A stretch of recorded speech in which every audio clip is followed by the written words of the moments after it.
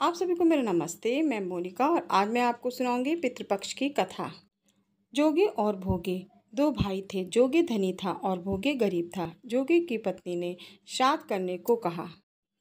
जोगी ने इसे व्यर्थ का काम समझकर टालने की कोशिश की। उसकी पत्नी ने कहा, हम श्राद्ध नहीं करेंगे तो लोग बातें बनाएंगे, लोगों को बुलाकर दावत करेंगे। यह अपनी शान का दिखाने का अच्छा अवसर है।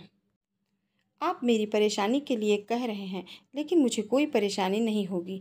मैं भोगे की पत्नी को बुलाकर हम दोनों देवरानी और जेठानी मिलकर काम कर लेंगे।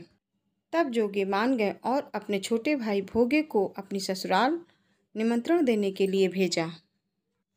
और सुबह होते ही उसकी देवरानी यानी भोगे की पत्नी अपनी जेठानी के घर आ गई और दोनों ने मिलकर काम किया।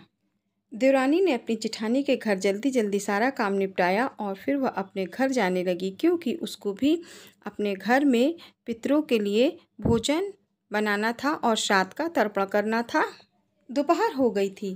पितृ पृथ्वी पर उतरे। वे पहले जोगे के यहाँ गए। जोगे के यहाँ ससुराल वाले भोजन कर रहे थे। पितरों ने देखा कि उनके खाने के लिए वहाँ कुछ व्यवस्था नहीं की गई है। तब पितरों ने कहा, चलो भोगे के यहाँ चलते हैं।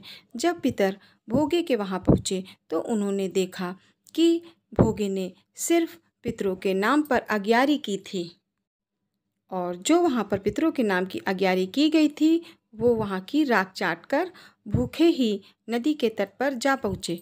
थोड़ी देर बाद वहाँ सारे पितर इकट्ठे हो गए। सारे पितर अपने अपने घर की तारीफ करने लगे। जोगे और भोगे के पितर यह बैठे सब सुन रहे थे। जोगे और भोगे के पितर आपस में बात करने लगे और कहने लगे, अगर भोगे के वहाँ सब कुछ होता, सब धन संपदा होती, तो हम लोगों का भी श्राद्ध और तर्पण अच्छे से किया जाता और हमको इस तरह भूखे नहीं लौटना पड़ता। शाम होने पर भोगे के बच्चे भूखे थे और अपनी माँ से खाने के लिए कुछ मांगा। बच्चों ने कहा, माँ भूख लगी है। माँ ने बच्चों से कहा, आंगन में एक कटोरा रखा है, उसमें से कुछ निकाल कर खा लो। बच्चे आंगन में कटोरे के पास गए और उन्होंने कटोरा खोला तो उसमें भोजन नहीं था। वो पूरा मोहरों से भरा हुआ था। सोना चांदी और काफ़ी उसमें हीरे जवाहरात थे। बच्चे दौड़ दौड़े माँ के पास गए और माँ को बुलाकर कटोरे के पास लाए।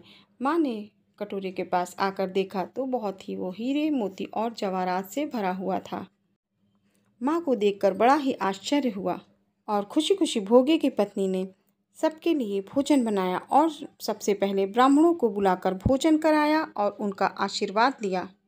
पितृ भी बहुत खुश हुए और उन्होंने भोगे और भोगे की पत्नी को आशीर्वाद देकर विदा हुए।